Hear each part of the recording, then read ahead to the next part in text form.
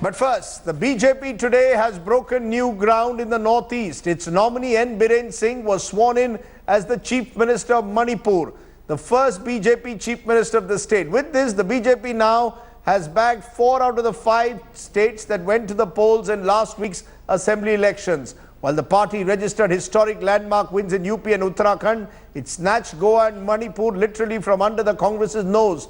In both states, the BJP had emerged number 2, but was successful in installing its governments in the 2 smaller states. Of course, all this is raising questions over the Congress and its strategy. And my first guest today is someone who has been involved in the Congress strategy in Goa. The questions I want to raise: did Digvijay Singh botch up Congress's Goa mission? Did Rahul Gandhi delay the Congress's decision making in Goa and Manipur? Was Congress unable to decide on the Chief Minister for Goa? How did the BJP outwit the Congress in the Goa government formation?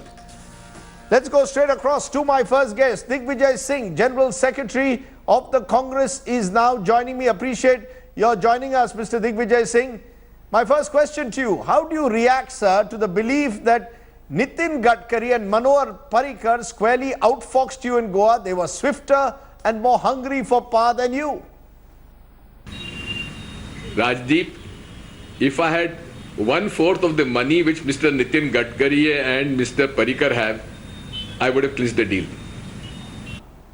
No, you're saying that it was money power. Are you saying that you have hard evidence? Do you have any hard evidence that money changed hands, that Nitin Gadkari and Manohar Parrikar, who on my show last night have squarely denied the charge of money being used to lure MLAs? I'm telling you, Rajdeep, you're an experienced person. Does this payment made by digital transaction? Is this money transferred by check? What evidence do you want? We have evidence. Mr. Nitin Gadkari came with suitcases full of, I don't know what he was carrying, probably he was carrying his clothes, in chartered flight from Delhi to Goa, lands at 6 in the evening, fixes a deal and goes back on 12th evening. Wow, great leadership. No, you can make the accusation that you are against the BJP, but some even of your own MLAs like Vishwajit Rane are now saying that the Congress and you in particular botched up the bid for power in Goa.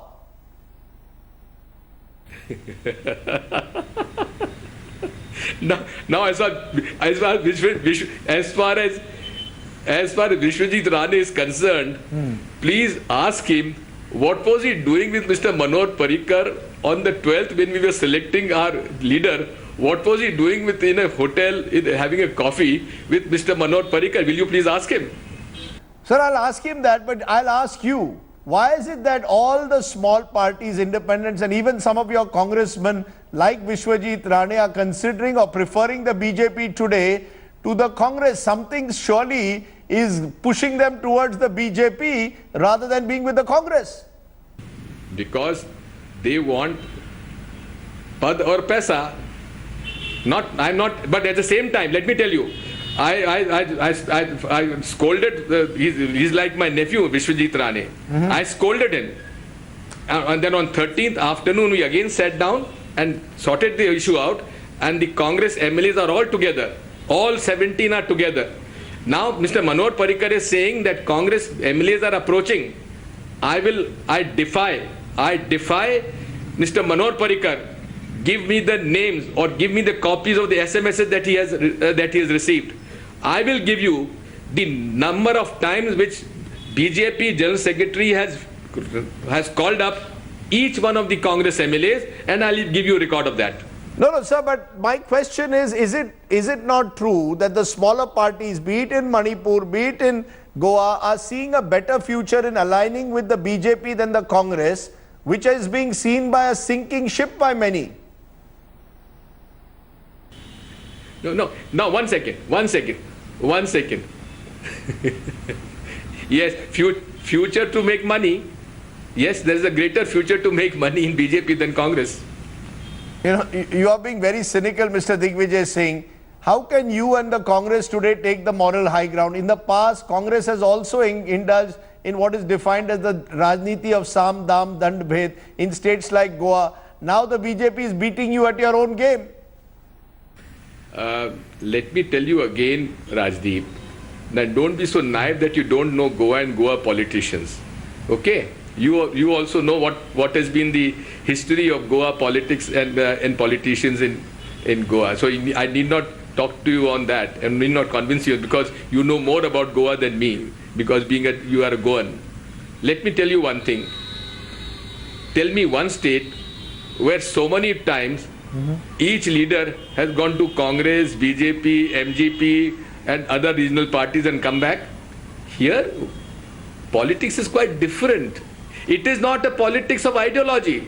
It is not a politics of ideology. You have Mr. Manor Parrikar who has left. One second. Sir, the question I'm asking you, isn't it true that the real problem lies with the Congress central leadership, that your party high command didn't take decisions quickly enough in a fluid situation? They are the ones today who are responsible that you've lost a government in Goa. No. Don't blame High Command. Don't blame High Command. High Command had given full authority to us. If it is to be blamed, I accept responsibility. I'm not scared. But don't blame the High Command. High Command had given full authority to Mr. Venugopal, Chelakumar and myself. We had the full authority. You know, I'm going to ask you this, sir. Rahul Gandhi couldn't even decide, many say, who should be the Congress Chief Minister candidate, or you couldn't decide that. The BJP, on the other hand, fully empowered Mr. Gadkari and Mr. Parrikar to take decisions, and that is what made the difference. The high command culture where you have to look to Delhi versus the BJP, where Mr. Modi and Mr. Shah empowered the likes of Gadkari and Parrikar to take quick decisions. Mr. Rahul Gandhi had given us full authority. Don't blame Rahul Gandhi. He had given full authority to Mr. Venugopal, myself and Chelakumar. We were taking decisions and informing him. He was not interfering. Let me make it very clear. If we had the amount of suitcases which Mr. Gadkari and Mr. Parrikar had, we would have crossed 24 seats. No, you know, it seems to me as if you seem to believe that only the BJP has money power, the Congress doesn't, that only money power works in Goa and the BJP has much more money than the Congress to offer and the Congress is a party of saints. Is that what you are trying to tell me today? Exactly, my dear Rajiv Sirdesai, and you believe it in the heart of heart because you know Goa. No, I know Goa, sir. In Goa, every party over the years, including your party, sir, has engaged in this kind of politics. Nitin Gadkari told me yesterday that Digvijay Singh is saying all this about money power because grapes are sour. The BJP moved early and the early bird catches the worm in politics. You know, among the birds, there are falcons and there are vultures. So, all these people in the BJP are, as far as money is concerned, they are falcons and vultures. They know how to pounce and how to eat, which unfortunately Congress doesn't have that character. I see. The falcons and the vultures exist only, you're saying, in the BJP. Well, the fact is that they seem to have captured power in Goa. Whether it's sour grapes or whether there is any merit in what you're saying about money power, sir, we'll have to wait and see how Goa politics unravels, the Sam-Dam politics of Goa. Digvijay Singh, appreciate as always you're joining us. Thank you very much for joining me here at the top of the 9 p.m. news. Let me though turn to the larger question which I want to address at the top tonight, because the recent debacle of the Congress in Uttar Pradesh in particular and the manner in which it was outwitted in Goa is raising questions about the party and indeed about the leadership of Rahul Gandhi. The Congress Vice President has so far not owned up responsibility for the defeat, where despite the tie-up with Akhilesh Yadav, the party ended up in single digits. Today, the UP Congress chief, Raj Babbar, offered to resign over the poll debacle. The question that we are asking, should the party be looking beyond Rahul Gandhi? To have ups and downs. So we had a little down in UP, which is fine, we accept it. But we have an ideological fight with the BJP and we will continue to do that. What Rahul Gandhi describes as a little town in Uttar Pradesh would have sent heads rolling in the other political parties. If not that, at least a serious post-mortem would have happened. But not in the Indian National Congress. Even when the party's tally in India's most populous state is down to 7. A few leaders called for nothing less than a surgery in the party, but stopped short of saying who the surgeon should be. When the Congress hit its lowest tally in the 2014 Lok Sabha elections, reduced to just 44 seats, many saw a silver lining. We can't go lower than this. Things can only get better, they said. But the party and its leadership has proven the optimists wrong, and how. To be fair, Rahul Gandhi, the Congress Vice President and party's campaigner-in-chief, in his mother's absence, did strike an aggressive posture after the Lok Sabha debacle. He pulled many election stunts, but often followed it up with some self-goals. प्रधानमंत्री पूरे देश में भाषण दे रहे हैं, मगर लोकसभा में आने से डर रहे हैं। हाउस में है, मगर लोकसभा में बैठने को तैयार नहीं। Basically, you are saying you are going to prove in the parliament. 100%. If they allow me to speak in parliament, you will see what an earthquake is going to come. Rahul Gandhi did not deliver the earthquake he promised, but he certainly won't miss the tectonic shift in Indian politics after the Uttar Pradesh elections. His former ally Umar Abdullah has gone public, saying that 2019 is as good as lost. Rahul Gandhi, shielded from criticism by the party lords over, must realize it took the BJP 10 years to rebuild after Atal Bihari Vajpayee lost power in 2004. How long can the Congress wait for a turnaround? Is it time the Congress looked beyond Rahul Gandhi? Bureau Report, India Today. And let me turn to a map first. India before Narendra Modi then took over in 2014, and India today. Why is it that the Congress is facing its most serious crisis is virtually in ICU? This is what the situation was before Mr. Modi took over. The BJP was in power in about half a dozen states, mainly in the heart of the country in western and central India. That was where the BJP dominated. But the Congress had an equal number of states, if not more, at the time. Now take a look at how the map of India has changed. The BJP now, with power in Manipur as well, is in power in 16 states that stretch across north, western, central India and the northeast as well, and is in power sharing in Andhra Pradesh as well, and also has Jammu and Kashmir. So from the top of the country to the southern belt and northeast, west and central India, the BJP saffron is dominating the map of India. Which is why I want to raise certain big questions now. Is the threat of a Congress Mukt Bharat a real one? Has the Congress's electoral system simply failed? Must Rahul Gandhi and the Congress High Command now take the blame? What will it take to revive the Congress? I'm joined by one of the few congressmen who is now speaking out. Joining me at this moment is Sandeep Dixit of the Congress. It's two-time MP, former MP, joins me. Appreciate your joining us, Mr. Dixit. I'm just looking at what you have been saying in the last couple of days. It appears that you are among the few who admits that the party is in a serious crisis. Would I be right in saying that you believe that there is a serious crisis that faces the Congress today? Yes, I do. I think it's very serious. Perhaps, obviously, it's very clear it's the most serious crisis in its existence, especially post-independence. And I would say that it's also a time where much of our future is going to be decided by what we do now and in the coming months and in the coming year. Very often parties go through crisis periods, but they don't define, in a sense, what you're going to be 15, 20 years from now. So I think our problem today is far more serious. You're in ICU. Would I be right when I say the party is in ICU? You saw that map. You are being reduced to a few states. Well, I don't think, you can use the word ICU. Maybe you can even use a stronger word, but yes. A stronger word than ICU. You believe your party now needs surgery? Desperately needing, it's in an emergency state, because you have said that let me just make 2 points. Yes. I think more than surgery, we need two things. Yes. We need a soul and we need a life. We need somebody to put life into our body, and we need somebody to get our soul back. I think that is far more critical than surgery. Means taking out certain parts and replacing with certain parts. I don't think that will do. You need a new soul, you need new energy. Yes. I would You say need that. new leadership. If you were Rahul Gandhi, would you consider in any way stepping down or at least considering a new kind of leadership, maybe more empowerment of regional leaders, maybe less dependence on the high command? I think I won't say if I'm Rahul Gandhi because Yes. let's give him space to think what he thinks. I would say that there are 3 or 4 things very critically we need to do, and I think in all 3 or 4 we've lost very badly.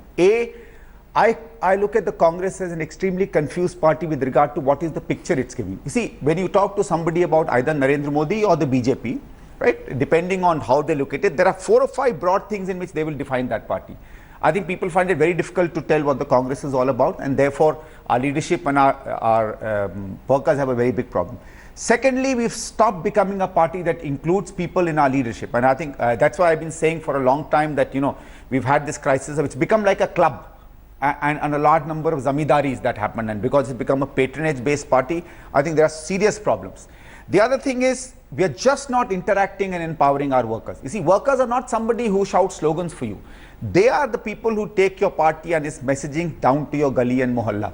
And far more than people with whom you share the spoils of power by making them members and doing things like that, I think it's people who believe in what you are, believe in your leadership, believe in your leaders, and therefore actually become your mouth and your mouthpiece everywhere. In all these 3, the reason why we have lost out is because we still don't know what the hell we stand for. I'm actually very still scared. don't know. The Congress doesn't know what it stands for. I don't Ideologically, think so. Yes, it doesn't yes, know what it stands yes. for any longer. I'm saying that, see, there is a core of the Congress, but I think we've got very confused with what we stand for. You saying that with a lot you of are seriousness. saying a very big point. You're saying the Congress doesn't know what it wants to stand for. You also use the word zamindari. Yes. That there is a cozy club and the party has got disconnected from the workers by becoming a zamindari of a few leaders. Is that what you're saying? Yes. I'm saying that knowing very well that this is going to cost me a lot, but I want to say this because for me, my love for the Congress is far more than perhaps whatever little ambition I may have in politics. Many will say that you are, after all, one of those zamindars. You are the son of Sheila Dikshit, and one of the charges against the Congress is that they are a party today which is a closed shop. A few families run the party. You have to be the son and daughter of a powerful person to run the Congress. It starts from the top and it's going down. So you could well be accused of being a zamindar yourself. Rajdeep, I completely agree with this. In fact, I won't give the full details, but almost 6 to 8 months ago, I actually wrote a letter to Mrs. Gandhi saying that it is the kind of people like me who in their lust for power went for elections, took distinct advantage of their position in the Congress and got into electoral politics. I think you first therefore, I as a person want to withdraw from those privileges from the Congress and want to work for other things in the party. I didn't want to disclose this letter which I sent to Mrs. Dikshit, but because this part might come to me, I started 8-9 months ago in my interaction with Mrs. Gandhi by saying that this kind of a feudal patronage circuit has to break. And in fact, I very clearly told her that I am in that sense excluding myself and withdrawing from the privileges I had in the party. I'm very clear about that, because if you don't set an example, right, you are actually being unfair to your You're party. sounding like someone who's ready to leave the party No, if necessary. no, Or no, because I'm not leaving remember, the party.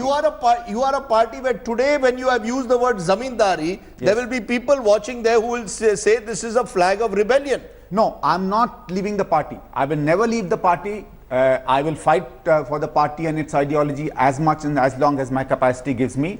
And nobody can take the Congress out of me. Please remember that. Just because I believe that maybe there are other roles I'll be able to do better, maybe people like me withdrawing from powerful positions will open up spaces for many, many others to come. It does not mean that in any sense I will dedicate any less time to seeing that the Congress's core ideology and vision ultimately succeeds in this country. I'm very clear about that. But you said ideological confusion, and the Congress doesn't know what it stands for. So what is it supposed to stand for? And surely you are ducking the key question that agenda has to be set by the leadership. Okay. If a company keeps making, private limited company as some call it now, keeps making quarterly losses, keeps losing election after election, is the leadership not held accountable? A Raj Babbar today is reportedly ready to resign. A Sanjay Nirupam ready to resign after the Bombay municipal elections. What about Rahul Gandhi himself? I don't say that he alone is responsible for the state of the Congress, But where is Rahul Gandhi providing that ideological direction at the moment that will sustain your party? Rajiv, two questions you asked. I'll answer the first one quickly and then go to the second, which I think is really the crux of what you're asking. Yes. First one being very clearly, we are a social democracy, left of center party. I think we've lost a lot of those moorings. Just because we've done some compromises in the past and made certain mistakes, we are apologetic about the words like secularism. So I think we need to expand that. Relook at how we can be pluralistic and inclusive. And the last part, we were a party out of a movement. So, we've kind of become a party that brings people in through a patronage circuit. I think that needs to change. There are thousands of fissures in this country. There are thousands of fault lines. There are thousands of places where people feel pain, people feel the need of a political formulation and a movement, and we've kind of lost out there and need to go back. As far as your question on the leadership is concerned, I would say that I think the entire top leadership must sit down and actually openly think of what their roles are. And I think if people believe, because I'm not going to again put it on one individual, you see it's very easy to put it on any one individual, and most of these people at the top have contributed in some way to the other to our party. Some are necessary to keep it together, which is very clear. We all know that Mr. Gandhi is required to keep the party together. But fact is, I think many those at the top are not being best used in the roles that they are. In some senses, there may be areas in which other people could do better. So I think the top 8 or 10 people must sit down with a larger group of people in the Congress, not the AICC, not the PCCs, because they are not elected through a clear format, but people who have worked for the Congress, and I think each one must start rethinking their role. I'm going to ask you a very, very serious question. These are all issues that are raised after every election debacle. Yes. Words like introspection, review. And yet at the end of the day, all the general secretaries after the 2014 debacle are still in place. No major AICC has been held to actually go through what can be done to revive the Congress. It seems like a patient which is in a state of coma. So I'm asking you, do you really believe that anyone is willing to shake up the system? Is there fear today in the Congress that if you speak out or you try to shake out the system, you will lose your position? What is preventing the Congress? Everyone knows the patient is in ICU, is in a serious crisis. Why is nothing being done is my final question to you. You've got your answer in your own question. And actually, what is really pains me is that we don't introspect, very, very frankly, Rajdeep. After the 2014 election, I think there was a committee by Mr. Antony which perhaps gave a report. So there may have been some understanding or reading of that. But it is really a sad commentary on us that I don't think we have ever analyzed why we won and why we lost. I think because you learn both when you win and you learn both when you lose. And I don't think that kind of introspection happens. Unfortunately, we hinge it on individuals. For example, right now, and very greatly so, I must give him credit, we are almost focusing on the fact that Captain Amrinder Singh won us Punjab. Fair enough, I'm sure he has 80% of the credit. But maybe there are other factors which will make us learn how to replicate it across into other states. For example, why we lost UP? Okay, there may be a big mess up which we did, perhaps why we didn't carry on our yatra, maybe we did a wrong alliance. But fact is, once you do it out into the open, at least in 2017 when next UP election comes through, much of this we would not repeat. And when you admit your mistakes and make them open, you actually don't repeat them. The other part is, I'm actually feeling bad that there's a huge number of outstanding leaders in the Congress, right? At this time, what is it that they are looking for? If they're only looking for posts and patronage in the Congress, I would humbly submit to them and say, save the Congress. You will get everything you want if Congress succeeds. You will get your posts. If Congress is not there anymore post 2019 or whenever it is, what does it matter whether you have posts or not? Will you concede in the end that given the way the BJP is under Mr. Modi and Amit Shah, tough, competitive, some would say ruthless, ready to capture power in Goa, Manipur, that the Congress also needs to get a bit of fire in the belly? Otherwise, as Omar Abdullah says, the 2019 election is done and dusted. You have to look at 2024. It's a great time to be in the opposition. I think it's a lovely time to be in the opposition. It's a time when it gets your heckles up. It's great to confront an enemy who has something to confront. He's a consummate politician. I would say that while he's quite a failure as a prime minister, that's my personal assessment, I think he's quite successful as a politician. And therefore, I think it's a great time to be in the opposition. But you agree that you have no leader at the moment who can match his appeal as of today? Yes, as of today, no. It is in the way in which we are doing our politics, we won't be able to match him. You can change any amount of leaders. The Congress needs to rethink itself. The Congress needs to become a party that includes people. See, there are Rajiv, thousands of workers, people today in India, in our various villages, in our mohallas, in our cities, who have leadership potential. Outstanding people. I think they need to come and take over the party that is ready for them. Once we open up our gates for them, once we get back to our ideology, I think we can be a fighting unit. And let me tell you, people may think 2019 is a foregone conclusion. I don't think so. The way we are, it's a foregone conclusion. We change, it is not a foregone conclusion.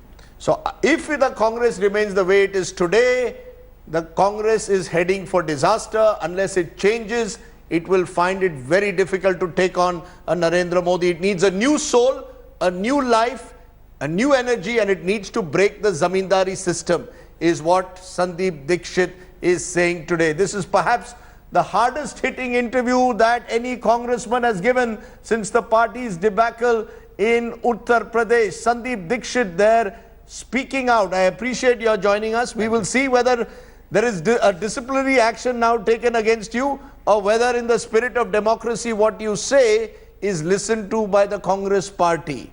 Rajdeep, I said it with my heart. I've said it with my convictions and belief. And I'm sure somewhere or the other it may make some difference to the party I deeply love and believe in. Okay, we're going to leave it there. Thank you very much, Sandeep Dixit, for joining me at the moment on the program. Let me turn to the other big story tonight. After losing Punjab and a poll defeat in Goa, Arvind Kejriwal is now alleging that electronic voting machines were tampered in the recently held assembly elections. He alleged that 25 to 30% of AAP's votes were transferred to the Shiromani Akali Dal, and he wants the EC to now use ballot papers in the Delhi civic body elections next month. Mayawati too says she will move the courts for a repoll alleging rigging. लोगों का EVM मशीनों पर से विश्वास पूरी तरह से डगमगा गया है कि कुछ ना कुछ तो गड़बड़ है और बहुत बड़ी गड़बड़ है। इलेक्शन कमीशन की जिम्मेदारी है लोगों का पूरे प्रोसेस पे और मशीनों के ऊपर विश्वास बना रहे, इसको कायम करने की। ये इलेक्शन कमीशन की जिम्मेदारी है। इसको you can brush it under the carpet, आप इसको दरकिनार नहीं कर सकते। अगर लोगों का चुनाव के ऊपर से भरोसा मिट गया तो जनतंत्र ही नहीं बचेगा। अगर ईवीएम्स के अंदर गड़बड़ हो सकती है तो फिर तो चुनाव को कोई मतलब ही नहीं है। फिर तो जो लोग भी ईवीएम में गड़बड़ कर रहे हैं वो लोग तय कर लेंगे भी कांग्रेस को इतनी देनी है, इसको इतनी देनी है, और अपने आप को जिता लेते हैं। फिर तो कुछ बचेगा ही नहीं। विधानसभा के हुए आम चुनाव में खासकर केंद्र की सत्ता में बैठी हुई बीजेपी ने षड्यंत्र के तहत जो यहां वोटिंग मशीन में धांधली के जरिए इन्होंने जबरदस्ती की घोटाले वाली भारी जीत हासिल की है, तो इनकी ये बेईमानी वाली जीत प्रदेश की आम जनता के गले के नीचे से आसानी से नहीं उतर पा रही है।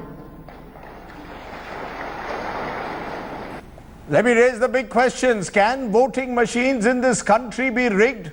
Are Arvind Kejriwal and Mayawati simply looking for excuses? Is there any merit in the Aam Aadmi Party and the BSP's allegation? Should the Election Commission have an audit of EVMs? The paper trail to answer all the doubts.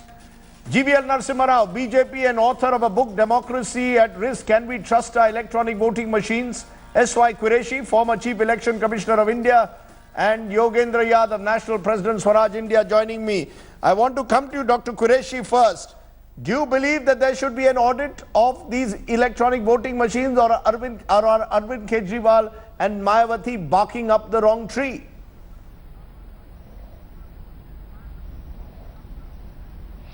Well, the audit is a constant activity. In fact, every polling station before the poll, there was a mock poll, but that is nothing but audit. And a certificate is taken from the party agent that the machine in the mock function very well in the mock poll. So the occasional problematic machine is always replaced within half an hour. Therefore, that kind of a full-fledged audit may not be required. But if there are any specific complaint about any polling booth, particularly in the VVPAT area, where the slips can be counted, that investigation can always be done by the Election Commission. You know, but I must ask you this, Yogendra Yadav, do you believe that this audit at the moment is required afresh?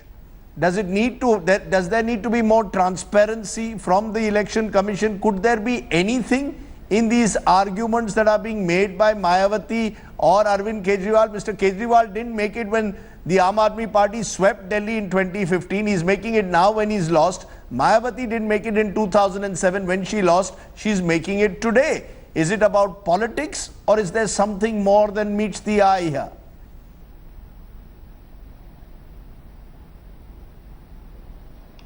On the face of it, Rajdeep, it looks quite irresponsible. This is not the first party which is doing this irresponsibility. The fact is that BJP, when it lost, they got all those things written. I'm sure Mr. Jivel Narasimha Rao would offer you a very good defense of what he did. But the fact is that BJP complained, Mr. Subramaniam Swamy complained. There was a time when Mamata Banerjee complained. Mamata Banerjee did not complain after that when she won the election. Mayawati is complaining today. Arvind Kejriwal has joined that group. To my mind, prima facie, there doesn't seem to be much substance. Having said that, I'm personally in favor of a quick audit of the VVPAT scheme, VVPAT machines, because this is a way of verifying. And if Election Commission, I would really urge the Election Commission not to be very proper, formal, legalistic about it, because it's very important for electoral process to enjoy public confidence. And if at all there is any allegation, the Election Commission should go out of its way, even when it is not required to, even when there is no legal foundation. Election Commission should go out of its way to facilitate a recount so that all the dispute is settled. My own sense is that much of what we have heard in the last 2-3 days is bereft of any evidence. What would be a serious evidence? Evidence cannot be my workers are saying we voted for you, but there are only 5 votes in the village for my party. I mean, that's no evidence. Anyone can produce it, anyone can complain about it. And it's the job of a serious leader to eliminate all this kind of a loose talk. Serious evidence is the following. Number one, when voting was taking place in those areas where VVPAT was being used, did any voter say, look, I pressed this button, but I got a different slip? That would be a very serious evidence. Second, are the results in VVPAT areas and the ordinary EVM areas, are they different results? From what we know so far, they are not different. The trend and pattern is not different. 3, is there something very seriously counterintuitive across regions, districts, areas, from whatever we have known about the state? That does not seem to be the case. So, to my mind, there isn't much substance. To my mind, it's one lie being used to cover another lie. But I would again urge the Election Commission to go out of its way to settle it, not because any party has the right to do so, but because something new is being introduced, and if there is at all any unease, it should be sorted out. You know, it's interesting you made the point that it is only political parties when they lose who raise questions over EVMs. Because interestingly, even the BJP, Mr. GVL Narasimha Rao, in 2009, when you lost the elections, raised issues. You actually went and wrote a book, Democracy at Risk, Can We Trust Our Electronic Voting Machines? Subramaniam Swamy, now your leader, had also questioned EVMs. Do you believe that the electronic voting machines are foolproof? There are countries today where there are question marks being raised and where EVMs have now been stopped. No, Rajdeep, I think I should preface my comments giving you the background. In 2010, I was not an office bearer of the BJP, and what I wrote was my own independent piece of academic work, but I stand by it even now. And the number of BJP leaders, senior leaders at that time, actually did not agree with some of the inferences because they felt it is unfashionable to question and seek any reform. But I always felt it was important to seek a reform in a democratic country. So what I did was to highlight the vulnerabilities in the electronic voting machines. I was not an office bearer, nor was I contesting any elections. So what Kejriwal does today is to make reckless charges and to claim, again, this is political rhetoric, hold on. I could even say rubbish. That's my point. He made reckless charges today. You made similar charges. You made similar charges. My worry is it about losing an election? No. Or is No, there something there is a fundamentally difference. wrong with EVMs? Can I just clarify? Yes. Can I clarify? No, I am saying that there were many vulnerabilities in the electronic voting machines, and I highlighted each of them in my book. And possibly the election commission at that time was not very happy about it, but then they implemented a series of changes and reforms, introduced new checks, set up a new technical committee under 3 IIT professors, and then implemented a slew of changes, administrative changes, checks. They took safe custody of the EVMs across the country. Certain things which they possibly felt were not very important at that time, they implemented those changes, and VVPAT is actually our contribution. I think what Kejriwal is today talking about is entirely our contribution. Election Commission agreed when we pointed out these vulnerabilities and introduced VVPAT. So effectively today then, Dr. Qureshi, can I say safely that the system is foolproof? As I said, there have been cases in the West today where because of concerns being raised, they have stopped EVMs, gone back to the old system. Is this a foolproof system? Can we guarantee that, sir?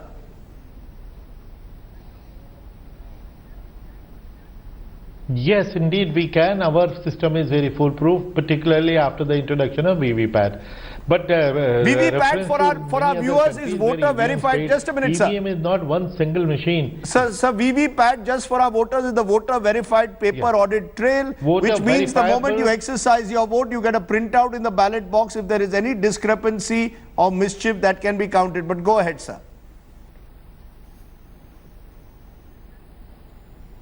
Correct, yeah. So after VVPAT, the last vestige of any doubt was removed, and we are moving in the direction when the next general election will be held entirely with VVPAT. That is our commitment to Supreme Court, and that is the direction of the Supreme Court.